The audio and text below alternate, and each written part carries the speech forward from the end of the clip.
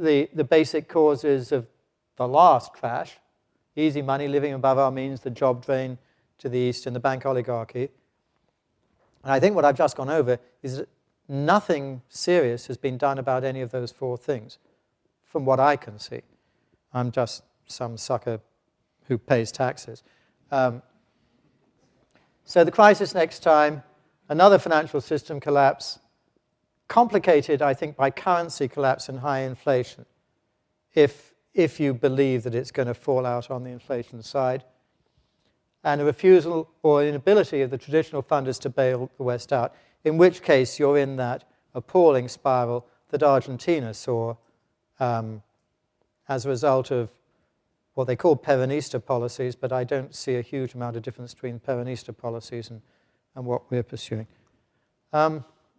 Short term, it looks like deflation, but people are making remarks like this at the moment.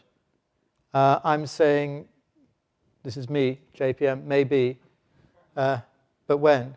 Very difficult to tell. Currencies. Pound and the dollar I see as the biggest losers, and I did do this slide a few months ago, and it's already started to happen, but I think there's a lot more to come. The winners will be those who are resource-rich and those who have surpluses. Australian, Canadian dollar, Norwegian kroner. I put all my money into bonds from those countries months ago. The euro, I think, here's the what I would call the Sarkozy dominated outcome, and here would be the Merkel dominated outcome. Of course, I say that, I use those words in a specialist sense, where Sarkozy is what they say about Sarkozy's attitudes in the newspapers, and Merkel is what they say about Merkel's attitudes in the newspapers. I don't have a clue what they really think, but if what they say Sarkozy wants happened, I'd say the euro in trouble. I'm all for bringing back the German central bank personally, pardon me, or at least incarnating it into the European Central Bank, because I think that would be a much safer haven for the euro. Who knows what's going to happen to the ruble, the yen, who knows. But there are going to be major winners and losers, and I think it's fairly clear that the dollar and the sterling pound are hell-bent on doing stuff that will lead to their very significant devaluation.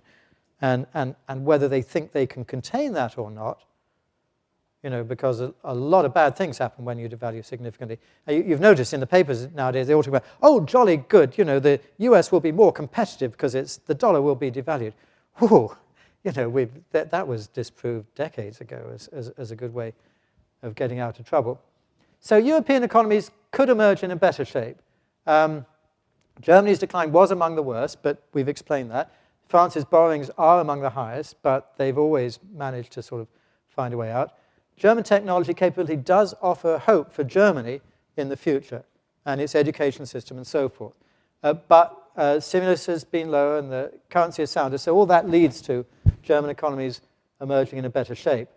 Ireland, interestingly, is voted yes to Lisbon. There's a famous nursery rhyme which has a little boy getting into trouble because he runs away from his nurse.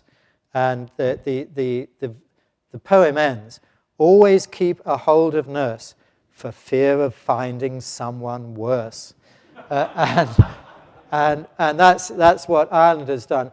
And we were joking earlier about how one of these days it would be a huge embarrassment for George Osborne, if he was Chancellor of the Exchequer in a new Conservative government, to be the one who had to come and say, OK, we give in, we're joining the euro.